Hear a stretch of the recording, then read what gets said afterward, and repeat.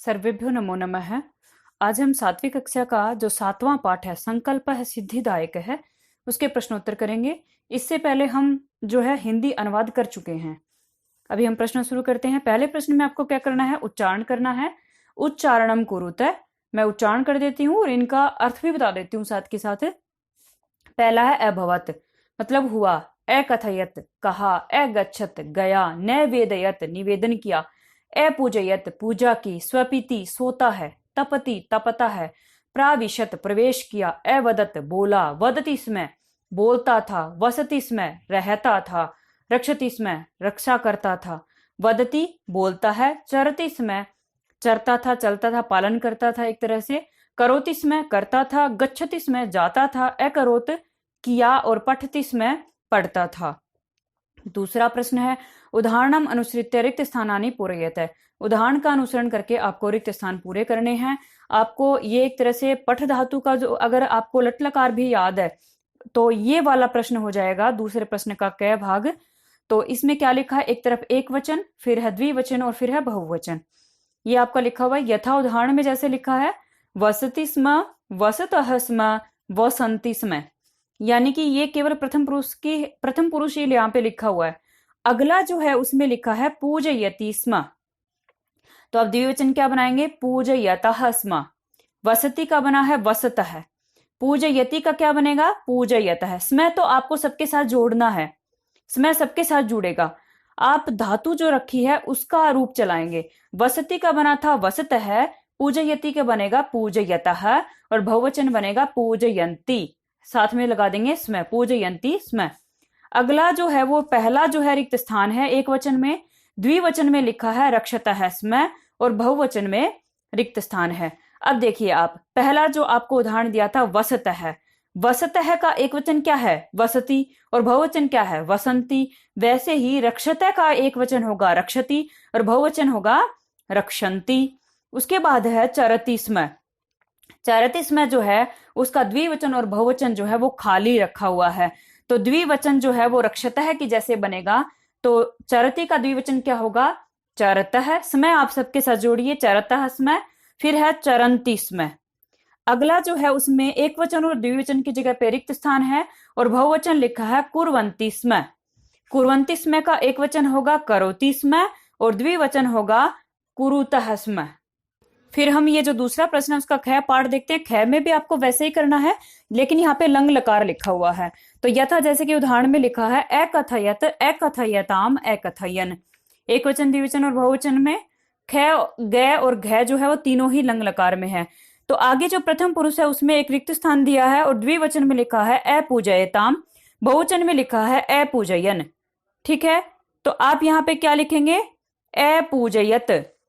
अकथयत लिखा था वैसे ही पूज का आप बनाएंगे अपूजयत। ठीक है, फिर है प्रथम पुरुष जो है वो है अरक्षत, यहाँ पे लिखा हुआ है। अगले में आपको द्विवचन और बहुवचन बनाना है। अरक्षत का द्विवचन होगा अरक्षताम और बहुवचन होगा अरक्षण। उसके बाद है ग। ग में आपको यथा दिया है उदाहरण वैसे ही अवसह, अवसताम, अवसन, अवसत। यानी कि कहने का मतलब क्या है, जो दूसरे प्रश्न का पहला भाग था उसमें आपको लट लकार कराया, जो दूसरा पार्ट है उसमें लंग लकार है, तीसरे में भी चौथे में भी। लेकिन जो एक में है प्रथम पुरुष, दूसरे में है मध्यम पुरुष और तीसरे में है उत्तम पुरुष। यानी कि अगर आप इसको भी अच्छे से करेंगे तो आपको जो लंग लकार है वो बहुत अच्छे से याद हो जाएगा। तो पहला लिखा है अवसह, अवसतम, अवसत। अब मध्यम पुरुष में अगला लिखा है अपूजयतम। अपूजयतम का आपको एक वचन और बहुवचन बनाना है। एक वचन बनेगा अपूजयः और बहुवचन बनेगा अपूजयत। फिर अगला मध्यम पुरुष में जो है वो लिखा बहुवचन लिखा हुआ है, एक वचन और द्विवचन रिक्त स्थान है। अचरत का एक वचन होगा अचरः, द्विवचन होगा अचरतम। अगला घ भाग देखते हैं। घ भाग में आपको उत्तम पुरुष पढ़ना है, यथा जैसे कि उदाहरण में एक लिखा हुआ है अपठम, अपठाव, अपठाम। उसके बाद एक वचन में लिखा है अलिखम। अलिखम का द्विवचन और बहुवचन आपको बनाना है।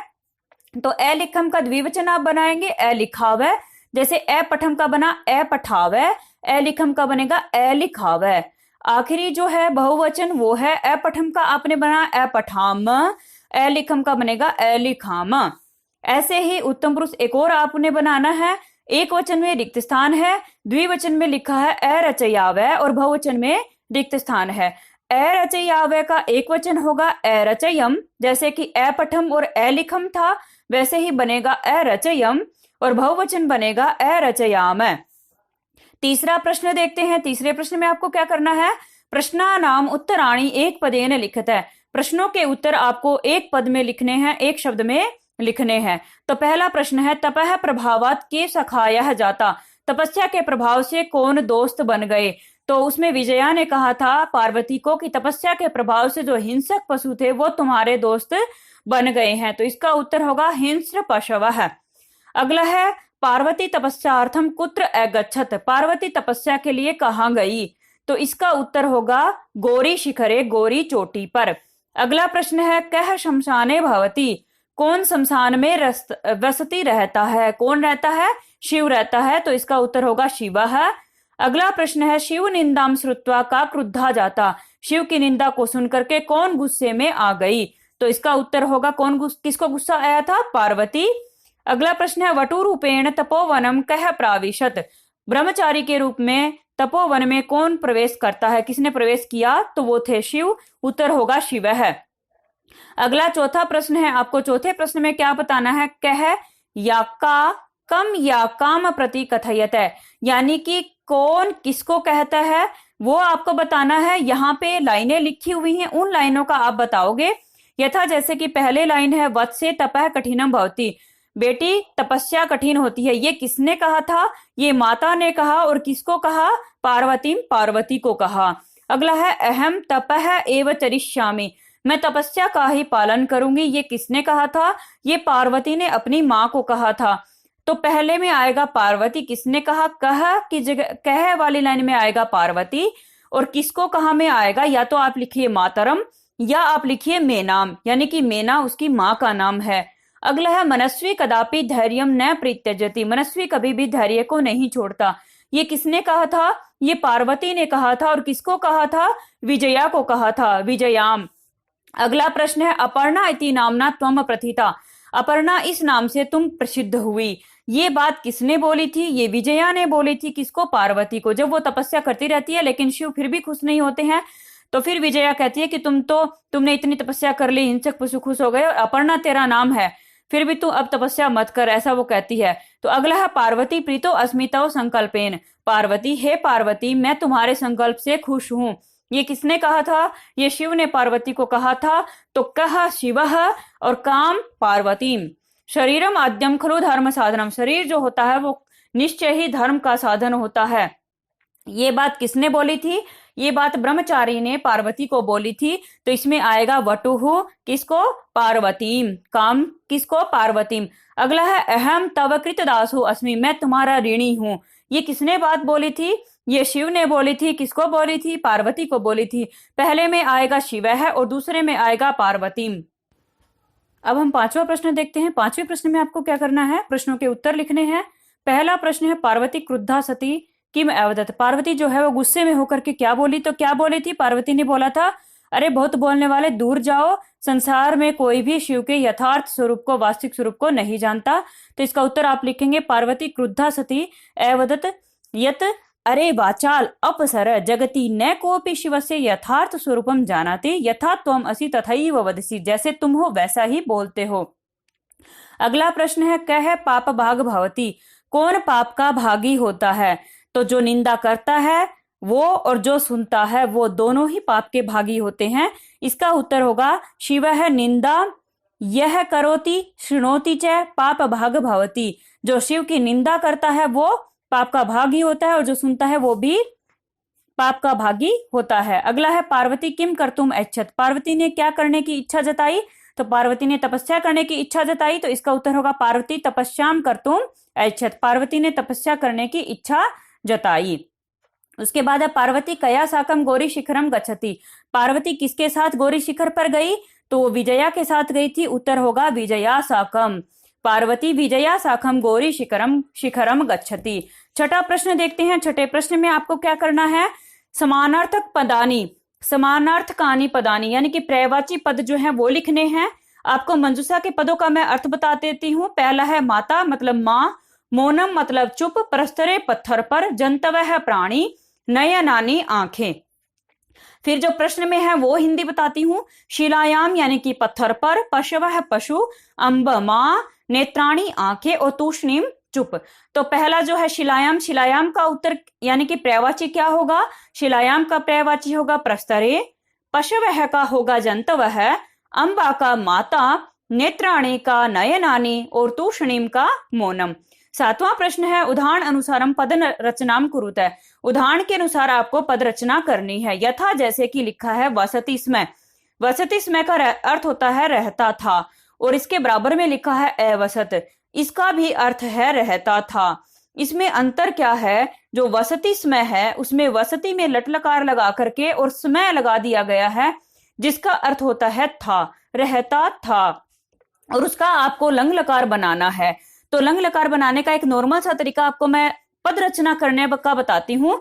जो यहाँ पे स्मः लिखा है, स्मः को तो आप हटा ही देंगे, स्मः को आप लिखेंगे ही नहीं जब पद रचना करेंगे। और फिर बचता है वसति। वसति में आप जितने भी यहाँ पे पद है, जितने भी पद आप बनाएंगे, आप उन सब के सामने ए जरूर लगाएंगे। ए लगाया आपने, फिर वसति का वस लिखा, और ती जो है वसति की जो ती है उसकी ई की मात्रा हटा करके आप वहां पे तय पे हलंत लगा देंगे, तो आपका लंग लकार का जो एक वचन है वो बन जाएगा। वसति स्मः का बना अवसत। ऐसे ही पश्यति स्मः, आप समय को हटा दे, स्मः को तो आप सब में से हटा देंगे, फिर बचेगा पश्यति। पश्यति में ए लगाइए, आपका बना अपश्यति। अपश्यति में से ती में ई की मात्रा हटाइए और तय पे हलंत लगा दीजिए, आपका शब्द बनेगा अपश्यत। फिर ऐसे ही आप बनाते जाइए। तपति स्मः का बनेगा अतपत, चिंतयति स्मः का बनेगा अचिंतयत, वदति स्मः का अवदत, गच्छति स्मः का अगच्छत। फिर अगला दिया है यहाँ पे उदाहरण एक, वैसे ही जैसे आपने स्मः लगा करके आपको दिया गया था, जैसे वसति स्मः का आपने अवसत बनाया था, वैसे ही यहाँ पे आपको अब अवसत जो बनाया वैसे ही बनाना, सेम, अब बस उल्टा करके लिख दिया है। यहाँ पे लिखा अलिखत, अलिखत का आप क्या बनाएंगे? वैसे ही बनाएंगे। अब सब में आपको स्मः इसमें लगाया हुआ है, अलिखत का अ हटाया और लिखत का बन गया लिखति स्मः।